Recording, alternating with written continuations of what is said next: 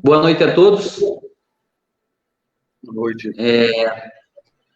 Primeiramente, eu gostaria de desejar as boas-vindas aqui ao nosso profissional, técnico, nosso arquiteto e urbanista que vai contribuir com a gente nessa live de hoje, o Thiago Jonathan, e o nosso professor de História, Leanderson Vosney, ambos munícipes aqui da nossa terra, um formado na nossa Uniguaçu, o outro na Unespar, e a gente vai começar com um bate-papo extremamente dinâmico. Eu agradeço as pessoas que estão nos acompanhando nesse projeto, Nelson Live, que qual a ideia desse projeto? É de toda a quinta-feira, nesse mesmo horário, às 19 horas, a gente chamar profissionais, técnicos, pessoas da nossa terra, a fim de criar um diálogo aberto, franco, que dependa também da interação das pessoas que nos assistem, para que a gente possa ser assertivo nos próximos passos. Peço já, me adianto um pouco de desculpa, porque é um início, mas com toda certeza iremos trilhar um bom caminho e fazer com que as coisas sejam dinâmicas. Por que a escolha do tema? Quando a gente fala Nelson Live, a gente vai, nas próximas quinta-feiras, estar conversando. Por que iniciar com um tema que seja a preservação do nosso patrimônio histórico-cultural, né? A origem de um povo, a história do nosso povo. Por conta de ser um tema em que todo mundo tem a sua opinião, e é um tema leve para a gente iniciar um bate-papo aqui assertivo, que traga realmente a importância, falar de nossa história num município com mais de 100 anos, que tem uma história magnífica, que eu acredito que o professor Leanderson irá aprofundar ainda mais para nós, traz uma necessidade de preservá-la. Temos uma história bonita e a gente tem que traçar preservando a nossa história justamente para talvez não cometer os mesmos erros que aconteceram no passado. Eu sou empresário, trabalho com licitação e contratos públicos, e eu gostaria de iniciar fazendo esse link, porque eu acho que a cultura, o patrimônio histórico, ele é gerador de oportunidade.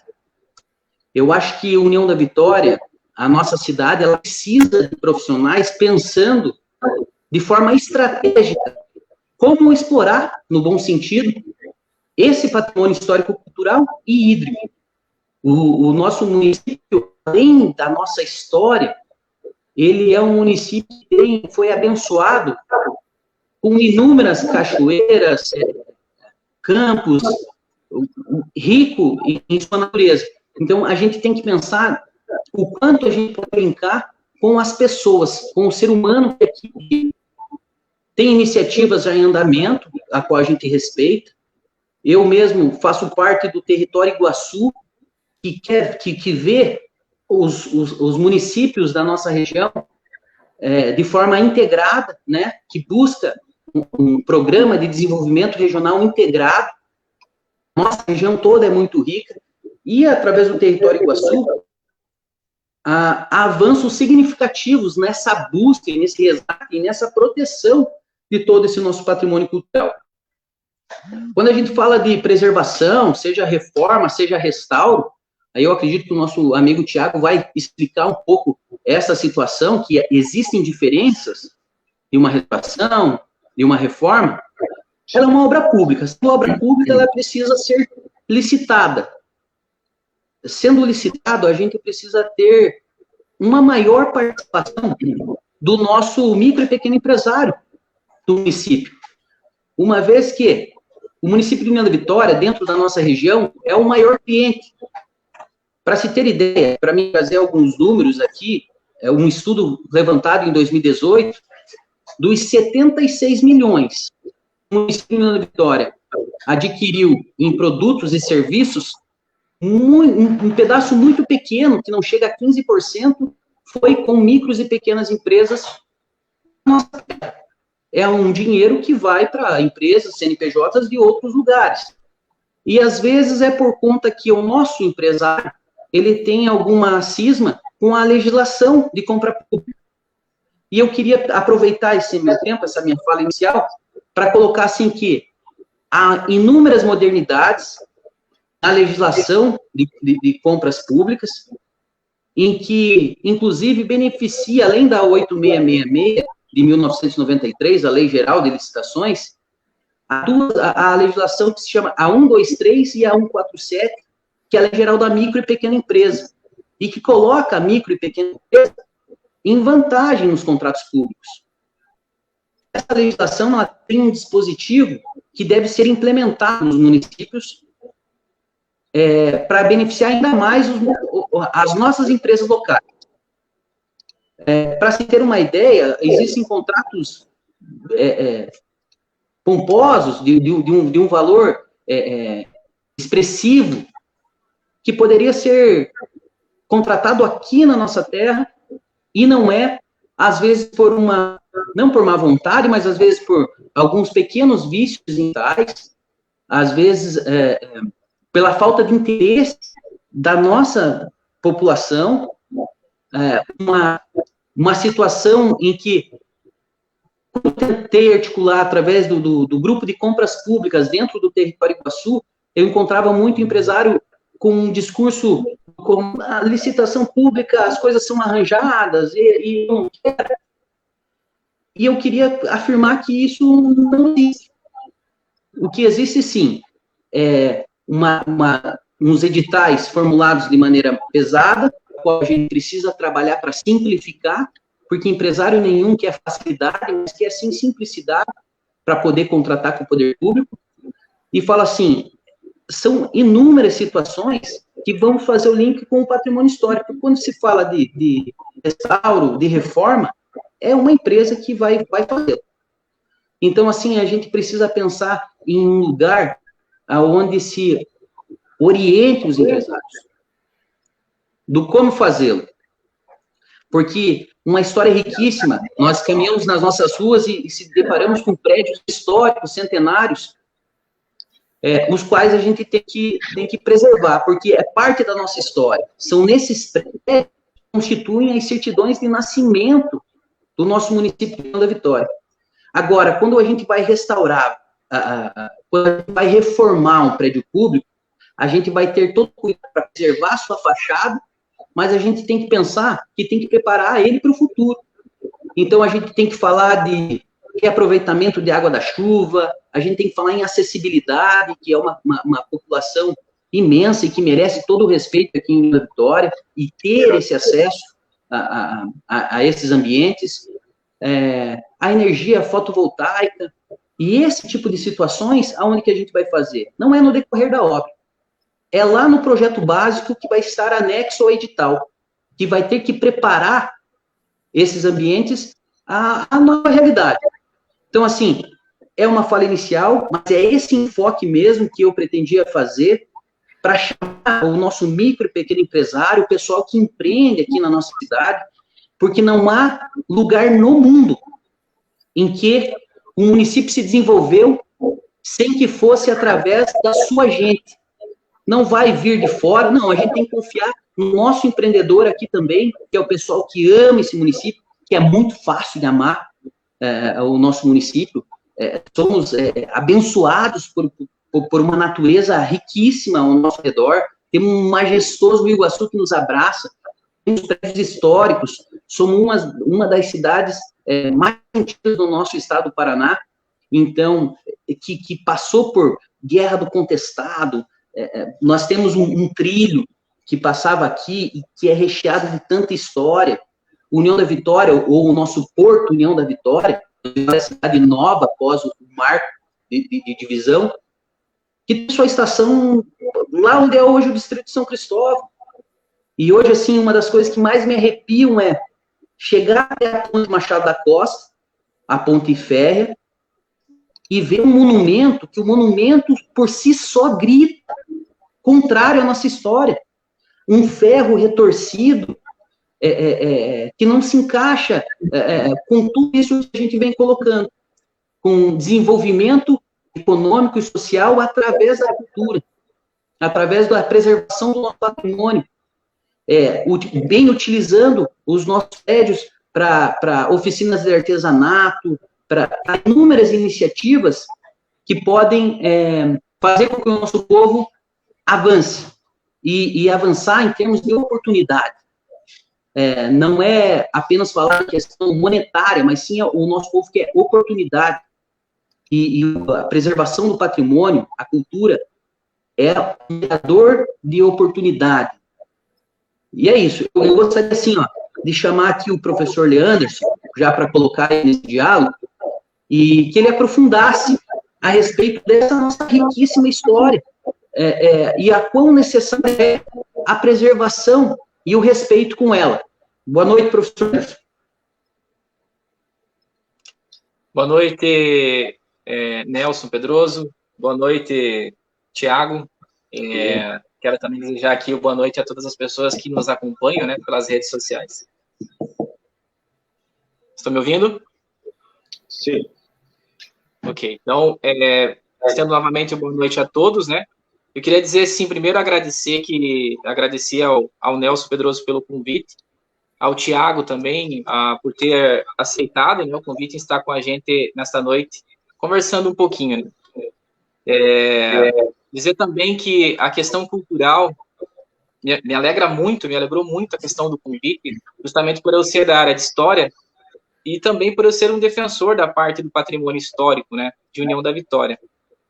Nós temos visto, não diria há pouquíssimo tempo, isso já vem de um certo tempo já, um desgaste por parte do patrimônio histórico de União da Vitória, a retirada da parte cultural, da parte do nosso patrimônio histórico, sem que as pessoas muitas vezes percebam, né? Então, a gente precisa realmente pensar que o patrimônio histórico, que a cultura, ela faz parte da nossa história, faz parte da geração dos nossos pais, dos nossos avós. Veja, para iniciar o diálogo, eu sou neto de ferroviário, né? Hoje, o Ben citou aqui, foi cirúrgico o Pedroso, em falar, nós tivemos a estação ferroviária aqui em União da Vitória, aqui em São Cristóvão, perdão. A primeira foi aqui antes de ser no centro, né? Então, são coisas assim que estão sendo retiradas a todo tempo, né? Sem que a gente às vezes dê o devido valor e a devida cobrança. Então, assim, para iniciar a conversa, eu também vou pedir desculpas às pessoas que estão nos acompanhando, mas a gente não pode entrar muito na questão histórica justamente por conta do tempo. Então, eu vou tentar ser o mais breve possível aqui. Primeiro, eu não sou muito fã de que a gente fale e coloque tudo realmente na bagagem do Coronel Amazonas. Então, veja, o Coronel Amazonas foi uma pessoa brilhante, né? Sim, para a nossa cidade, foi extremamente necessário, mas antes dele já existiam pessoas por aqui, né? Então, veja, por exemplo, nesta região aqui, antes do Coronel Amazonas, nós já tínhamos o caminho dos tropeiros. Nós já tínhamos tropeiros fazendo esse percurso. Nós já tínhamos, por exemplo, indígenas aqui nesta região. Nós tínhamos índios das tribos Botocudos e Caigangues também, que também utilizavam esta região. Então, me parece, eu sou muito crítico a esta questão de dizer que tudo começou com o Coronel Amazonas. Ele é uma pessoa importantíssima, mas ele é uma pessoa política em União da Vitória, tá?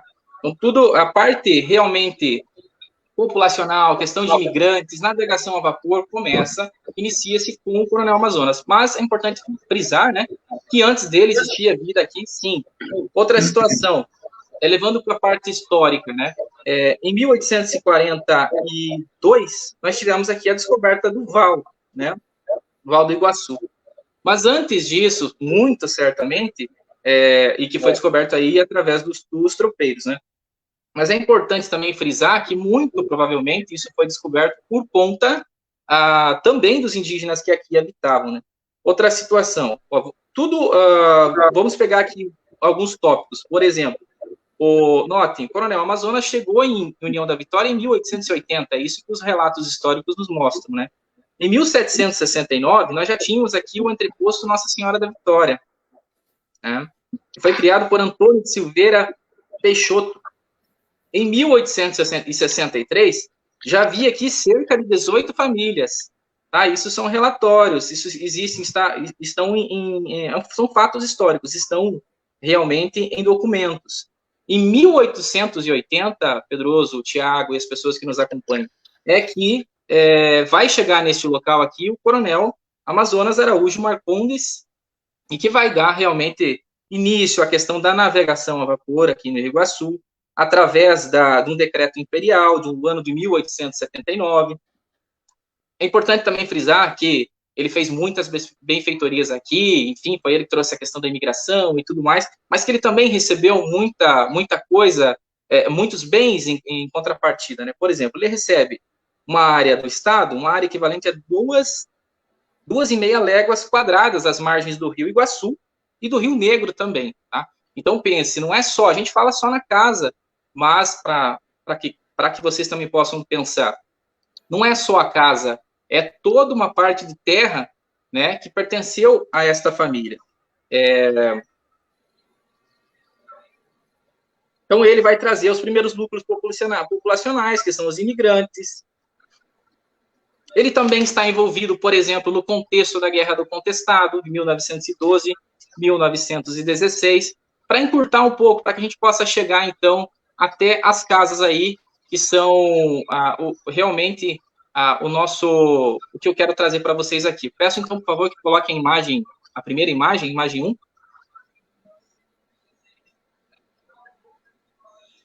Olha aí. Esta casa, né, eu tenho certeza que muitas pessoas sabem, mas muitas pessoas acabam realmente fazendo confusão aí. Esta casa que aparece na imagem é a casa do coronel Amazonas Araújo Marcondes, o primeiro. E esta casa ficava em Porto União. A casa que nós temos em São Cristóvão, o coronel Amazonas nunca morou nela. Quem morou na casa em São Cristóvão, que eu vou mostrar na sequência, foi o Amazoninhos, o filho do coronel Amazonas. Amazonas Marcondes Filho. Tá? Pode notar também que aí embaixo a gente consegue ver as imagens aí, só na imagem, algumas barracas, né? Provavelmente essa imagem aí foi da campanha do Contestado. Tá? Então aí estavam as forças de segurança do Paraná, né? Por favor, a imagem 2. Ok. Outra imagem, destaque aqui para a nossa ponte de ferro, a Ponte Machado da Costa, né? Detalhe aí também que nesse momento ainda existiam os arcos da ponte, né? Hoje já não existe mais. Lá ao fundo a gente consegue ver o palacete. O palacete onde o coronel Amazonas, pai, morou, né? Por favor, a imagem 3.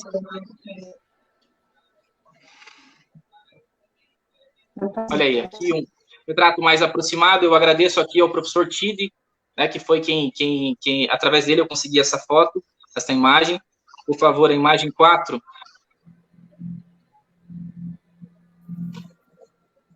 Aí sim, nós chegamos agora na casa, que é o cerne, né, desta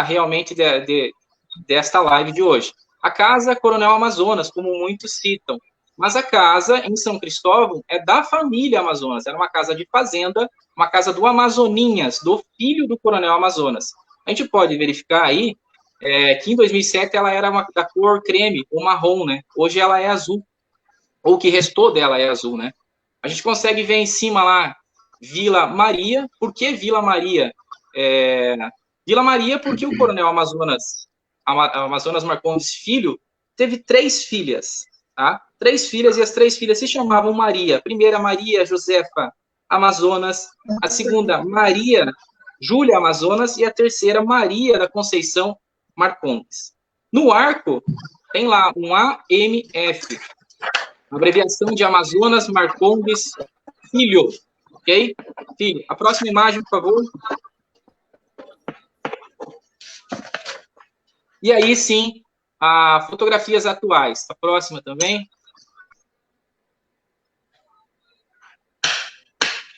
Olha aí. Essas fotos são atuais. A gente consegue ver lá o AMF, né? E realmente bastante triste o fato de chegarmos e ver uma fotografia, uma casa, né, centenária, uma casa que faz parte da nossa trajetória cultural da forma que está. Pedroso, já vou devolver a palavra para você, tá? Mas é importante também frisar que o colegiado de História, o curso de História da FAF, a antiga FAF, a Unispar agora, sempre esteve presente nas lutas, né, para que essa casa fosse reformada. É importante também frisar que não será uma restauração, será uma reforma, como você bem citou e foi cirúrgico nas palavras. Será uma reforma, uma restauração, além de ser muito cara. O primeiro orçamento de restauração foi feito no ano de 2009 e custaria, para fazer uma restauração naquela época, contexto de 2009, R$ 446.152,55. Isso em 2009. Hoje, o que vai ser feito é uma reforma, até porque não existem mais condições de a gente realizar uma restauração na casa da forma que está, ok? Eu devolvo a palavra, então, para você, Pedroso. Aí eu dentro do espaço que eu consegui aqui, para não ficar muito extenso, a gente faz né, eu acabei fazendo uma fala nesse sentido, mas para que também o Thiago também possa participar. Sim. Professor Leandro, você poderia fazer uma colocação apenas, antes de eu devolver a palavra para o Pedroso? Estamos escutando? Oi? Oi? Estão me escutando bem? Opa, estou escutando bem. Queria fazer só uma colocação, concordo com tudo que o professor falou. Talvez as pessoas não compreendam, né, como o professor de História, como eu compreendo da área da arquitetura, o que é o sentido realmente de preservação, de prevenção, né, do patrimônio público. Só queria dar um exemplo muito mais claro e um pouco mais simples, para que seja mais compreensível. É como quando nós estamos na nossa casa, na nossa família, né? Todo mundo tem aquele quadro, uma foto da família, todo mundo tem um álbum que guarda para mostrar para as outras pessoas, todo mundo tem um objeto do avô ou da avó, aquela máquina antiga de costura, que ele guarda com carinho porque ele quer para as próximas gerações, para que conheçam a sua história, a sua família. Isso é numa forma muito mais específica, seria o patrimônio familiar. E quando a gente fala de patrimônio cultural, patrimônio histórico, é a mesma maneira, só que de uma forma mais ampla. É nós nos importarmos com a história de um povo, com a história de uma comunidade, com a sua essência, se importarmos com o que eles passaram, com suas técnicas, tanto construtivas, suas artes, como eles pensavam e como agiam. Então, um povo que preserva a sua história, ele está preservando não simplesmente só o passado, mas também o seu presente e deixando um legado para o futuro. Só queria complementar isso que o professor acabou de falar. Não, perfeito. Inclusive, a minha pergunta ao amigo, assim, não sei se seria uma pergunta, mas mais um bate-papo mesmo, seria muito nesse sentido. Primeiro, da importância de se restaurar, se reformar. Vamos dar aqui como exemplo a Casa do Amazoninhas, e principalmente distinguir, o professor Anderson colocou ali também na fala dele, distinguir o que é a reforma e o que é uma restauração. Oi, estou escutando? A diferença, assim, Pedroso, na verdade, quando a gente fala em patrimônio, a gente só pensa patrimônio público-cultural, né? Mas existem algumas etapas dentro desse termo que é o patrimônio público-cultural. Essas etapas seriam a preservação, seria a conservação e o restauro. A preservação é no sentido mais amplo, como eu citei o exemplo da família, a gente poderia dar exemplo aqui, seriam as leis que acabam guardando uma determinada pintura, um objeto, uma escultura ou até um imóvel, para que ele seja preservado, para que não haja danos nele. Isso seria a primeira etapa, a preservação, é você prevenir que algo aconteça. Quando chega na etapa da conservação, é que quando já aconteceu algo, quando há intempéries, pode ser climáticas, como umidade, a degradação no imóvel, como cupim, fungos, essas coisas. Então, há necessário uma intervenção que eu chamo de curativa, para que ele não acabe se degradando ainda mais. Então, o restauro seria a última opção, quando falamos em conservação do patrimônio público. O restauro seria a nossa última opção. Quando não há mais uma alternativa e realmente precisa ser feita uma interferência nesse local. É interessante falar quando o bem é tombado, e geralmente pelo IFAM no Brasil, que é o órgão responsável por isso, a gente não pode simplesmente chegar e fazer uma reforma de qualquer forma, não é tão simples assim. Há uma gama de profissionais que vão trabalhar nesse sentido, também há uma gama de documentação necessária para que você consiga fazer qualquer alteração. E ela tem que respeitar todas as características originais, toda a autenticidade histórica, estética, entre outras coisas. Quando não há a possibilidade de garantir essas características, a gente fala como é que eu posso dizer, de diferenciar o material usado. Pode ser feita uma alteração, mas que seja com um material que fique claro ao olho da pessoa que está lá visitando, ou seja, do público em geral, que ela perceba que ali houve uma alteração contemporânea naquela edificação, naquele objeto, para que não se engane, para que não haja uma fraudulência da história, para que ela não corrompa o seu sentido de entender o que é do passado e o que é do presente. Então, obrigado pela explanação, Thiago. Sim. E assim, justamente, por mais que a linguagem seja um pouco mais técnica que o amigo traz aqui, se faz necessário, até mesmo para mostrar o quão capaz é o nosso profissional, formado aqui em nossa terra. Nós entramos aqui na questão da Casa do Amazoninhas, mas a gente também tem um potencial hídrico, cachoeiras, e aqui o que me vem, talvez para exemplificar para as pessoas, a qual eu novamente gostaria de agradecer as pessoas que estão nos acompanhando, nos assistindo, que me vem o Parque Tanguá, o Parque Tingui, aquela estrutura que a nossa capital Curitiba coloca, com madeiras tratadas, privilegiando todo esse patrimônio hídrico também, que o local onde a cidade foi colocada, próximo a uma natureza rica, uma fauna, uma flora, que precisa ser também colocado algumas situações, mas respeitando a natureza. Eu gostaria que o amigo, se pudesse, entrar nessa questão do quão possível na parte técnica da arquitetura e do urbanismo, transformar uma cidade, prepará-la, né, para receber turistas que vem atrás, que é o mercado onde mais cresce no país. Então, muita gente vem atrás desse turismo, e a gente precisa, assim, eu sou um apaixonado por cachoeira, por toda essa situação, e são pouquíssimas, e as pouquíssimas que tem, às vezes, se sucateiam com o passar dos tempos, porque eu volto lá naquela fala inicial, a importância de um sismólogo para pensar de forma estratégica desenvolvimento turístico da nossa terra. Então, eu gostaria, porque tem que ter uma política de Estado, e não políticas de governo que passa mandato, vem mandato, se muda. O nosso potencial histórico, o nosso potencial hídrico, ele tem que ser pensado de forma estratégica, que venha, quem vier, tenha que se cumprir, porque é o que a nossa terra fornece. Então, se o amigo puder colocar alguma coisa nesse sentido, eu acho que viria, assim, de forma muito construtiva ao nosso debate. Assim, Pedroso, eu como arquiteto urbanista, e como morador aqui da cidade, eu penso da seguinte forma, que as políticas públicas, elas têm que beneficiar a população em geral. Não é simplesmente uma parcela da população, X ou Y.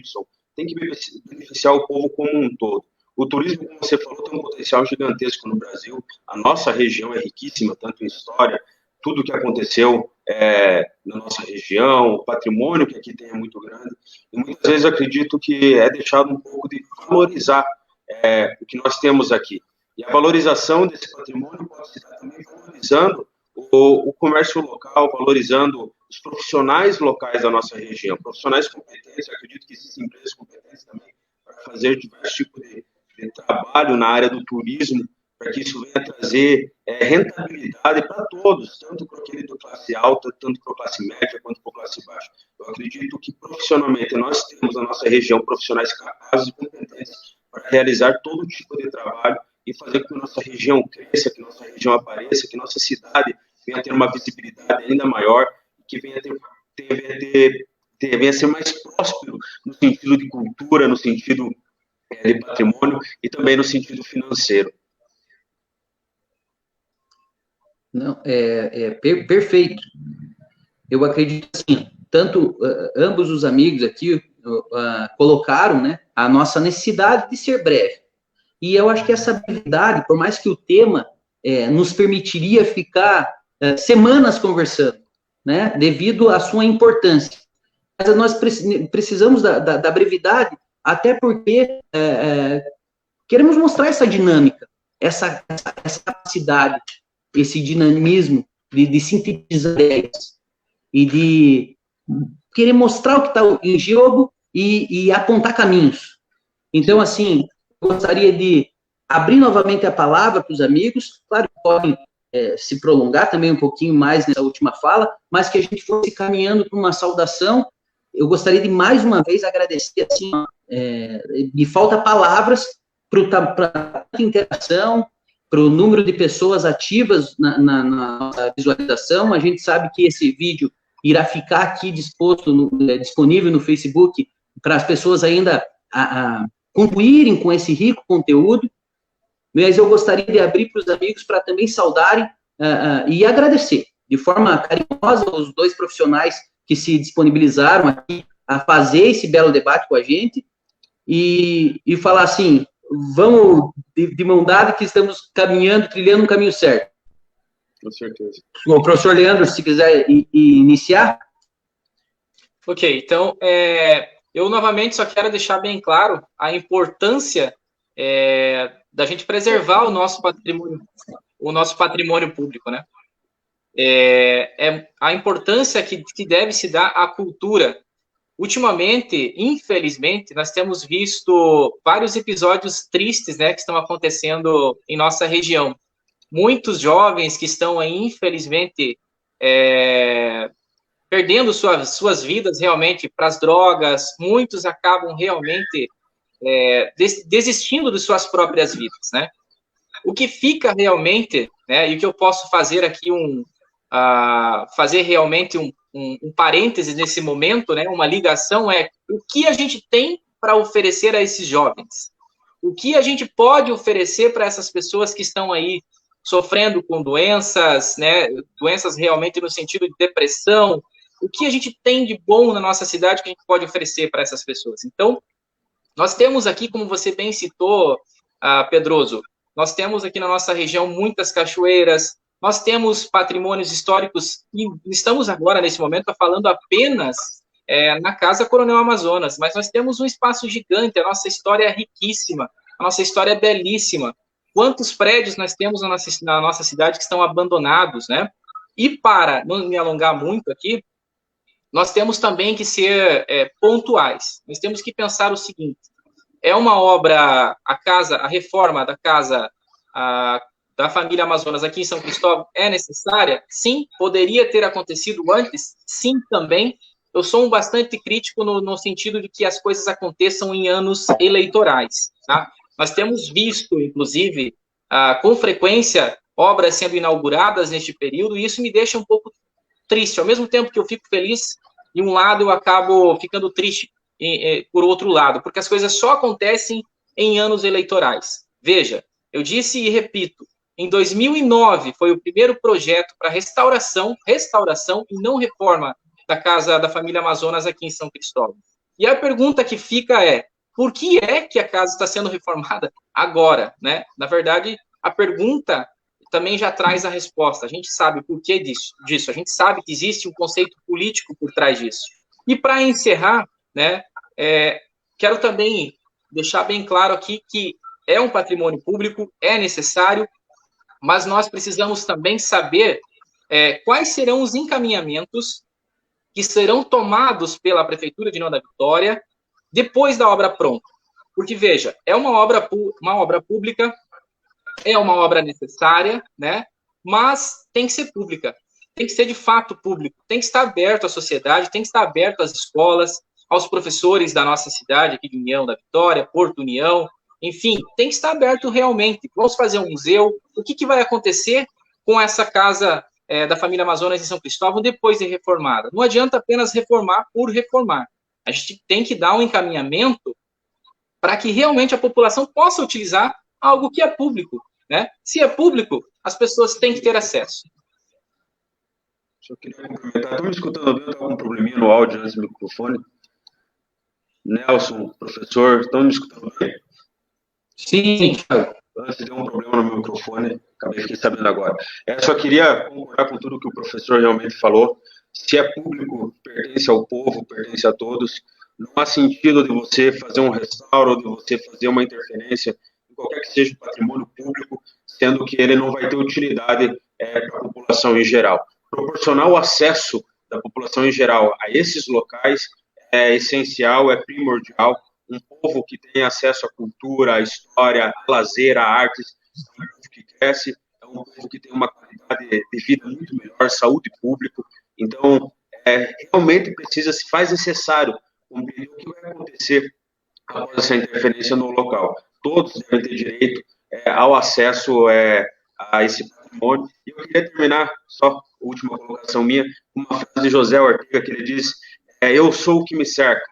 Ele é um escritor, um filósofo, ele diz assim, eu sou o que me cerca, e se eu não preservo aquilo que me cerca, eu não me preservo. Ou seja, nós preservamos a nossa família, nós preservamos a nossa casa, nós preservamos a nossa história particular como um patrimônio familiar. Então, nós temos que preservar a nossa história da nossa cidade, da nossa população, da nossa região, e deixar isso para os nossos futuros munícipes da nossa cidade. Não, é isso, amigos. Assim, claro, a gente não tem condição em pouco tempo de aprofundar a nossa história, mas assim, eu digo que esse projeto, esta live e as outras que virão também, elas serão ecos do contestado. O contestado que há 100 anos atrás, o centenário do contestado foi agora em 2017, foi a luta dos peludos contra os pelados, para não dizer assim, a luta dos poderosos contra aqueles que pouco tinham. Esses que pouco tinham, lutearam. Então, assim, 100 anos se passaram, mais de 100 anos se passaram, e ainda nós precisamos empoderar a nossa população, né? E não há ferramenta de empoderamento maior do que a educação, a cultura. Essas são as ferramentas que mudam o povo, né? Então, assim, é muito nesse sentido. Somos ecos do contestado. E nós vamos lutar por aqueles caboclos sem nome, porque a gente vê na nossa rica história, a gente vê as nossas ruas, a gente tem que se perguntar de onde vem. E a história conta a história apenas dos vencedores. Então, Coronel João Alberto, Matos Costa, e a gente tem que saber que esses senhores vieram aqui para dizimar o nosso povo. Então, assim, eu agradeço imensamente, demais, feliz pela interação. Gostaria, o Celso, a Jaqueline, o André, a Silvia, o pessoal que está nos assistindo aqui, o Bruno Tizoni, por ter a gente.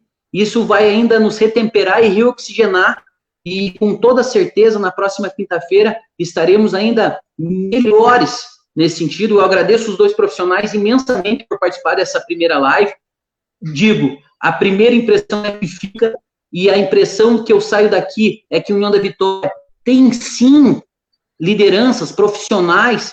Não precisamos contratar com dispensa de licitação profissionais para vir aqui dizer o que é melhor para nós. Tem universidades formando engenheiros civis, arquitetos e inúmeras outras cadeiras. A nossa cinquentenária Unespar, que vem há anos formando. Olha, num raio de 300 quilômetros daqui, nós encontramos profissionais formados nessas instituições, e vamos longe. Então, assim, temos muitos profissionais. Os amigos aqui simplesmente frisam todas essas minhas afirmações. Eu agradeço imensamente. Obrigado, União da Vitória, obrigado às pessoas que estão com a gente até agora. Uma excelente final de noite na nossa quinta-feira, e que venha um fim de semana de bons pensamentos, e que as pessoas comecem se a gente não consegue convencer, mas que as pessoas comecem a se colocar uma pulguinha atrás da orelha, da cultura, da educação, da história, de quanto essas ferramentas são importantes, porque a gente tem que trilhar esse caminho. Nós precisamos caminhar para transformar. A construção de espaço não é através de sobrenome ou de cor partidária. Construção de espaço no campo da ideia. E, meus amigos, muito obrigado pelo debate de ideias que pudemos ter essa noite. 6 de agosto, que é o Dia do Educador, me deixa muito feliz de encerrar com essa live, com essa conversa.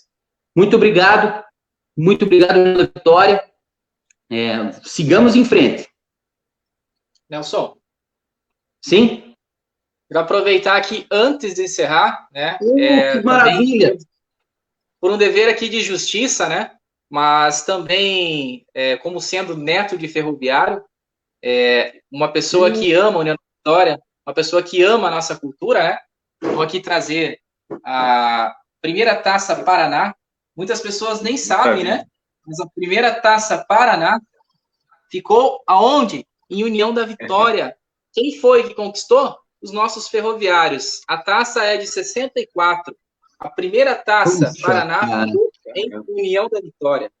Então, você foi cirúrgico, Pedroso. Nós temos aqui um potencial gigante. A nossa cidade tem um patrimônio histórico gigante. Tá? Outra situação também, encerrando aqui, né? Já estamos caminhando para o final. Também não poderia deixar de agradecer aos demais colegas da área de História que participaram, que contribuíram, mandaram sugestões, enfim, mas também, principalmente, ao Fábio Schwebel, né, que me mandou aqui, eu vou ter que tirar aqui um pouquinho do pedestal, tá, que me mandou aqui, me emprestou, inclusive trouxe aqui em casa a Casa Coronel Amazonas, em miniatura, ó. Estão conseguindo enxergar bem aí? Eu não consegui virar, ó. Não consegui virar, ó, a câmera, né? Cara, gente, a riqueza de detalhes é impressionante. Impressionante. Preciso ver pessoalmente isso aí, da minha área. Olha aí. Olha aqui, ó. Impressionante a riqueza de detalhes.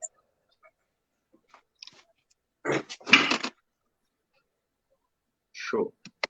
O professor Celso Marquesal lembrou que a Taça Paraná é o embrião, é a origem do nosso campeonato paranaense, que o professor bem colocou, vencida pelos ferroviários. O amigo lembrou que é neto de ferroviário, eu sou filho, neto e bisneto. Meu bisavô Vicente, meu avô Júlio Gomes Pedroso foi chefe de estação, meu pai, Nelson João Pedroso, hoje advogado previdenciarista, ele doou 28 anos de sua vida à ferrovia, à rede ferroviária, foi segurança, foi controlador de trem. Então, assim, cresci à sombra dessa bela taça aí. E é maravilhoso, cara. Como diz, tempo para a gente ficar aqui horas e horas. Delicioso conversa com vocês. Tiagão, se o amigo puder também fazer essa fala, né, trazer essas observações que o Leanderson colocou, nos brindou com a Taça Paraná e com a miniatura da casa da família Amazonas. Então, o amigo tem tema também para se despedir, nesse tom ainda muito técnico que foi fornecido. Mostrou ali a maquete da casa, fiquei impressionado. Preciso conhecer essa casa pessoalmente, essa maquete. Na minha área, fiz bastante maquete na faculdade, eu acho interessantíssimo. Só complementando, a gente é um povo rico, a gente é uma cidade rica em história, em cultura, em patrimônio, e isso deve sim ser valorizado para o bem de todos, para o bem da comunidade, para o bem de toda a sociedade, pensando no futuro, pensando para frente. Isso é um pensamento de uma gestão moderna, uma gestão competente e que pensa em todos. Queria só deixar um grande abraço para você, para o professor Leanderson, queria mandar um abraço também para minha esposa Jennifer, para minha irmã também que está assistindo, e estamos juntos. Um abraço a todos que comentaram, participaram. Foi um prazer, para mim, uma honra participar dessa live. Estamos juntos. Muito obrigado. Novamente, agradecer. Me faltam palavras aqui, e ó que a gente é quase um dicionário aí.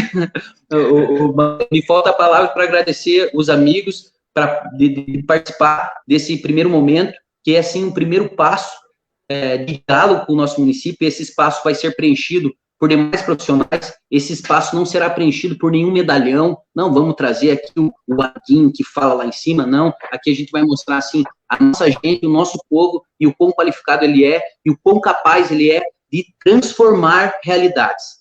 Então, União da Vitória, uma boa noite, um maravilhoso final de semana a todos nós, e até a próxima quinta-feira. Espero que na próxima quinta-feira a gente possa ainda multiplicar essas visualizações, interações, mas, União da Vitória mora no nosso coração. Deus abençoe a todos e um bom final de semana. Amém. Forte abraço. Boa noite, pessoal. Vamos ficar com Deus. Fica com Deus. Tchau.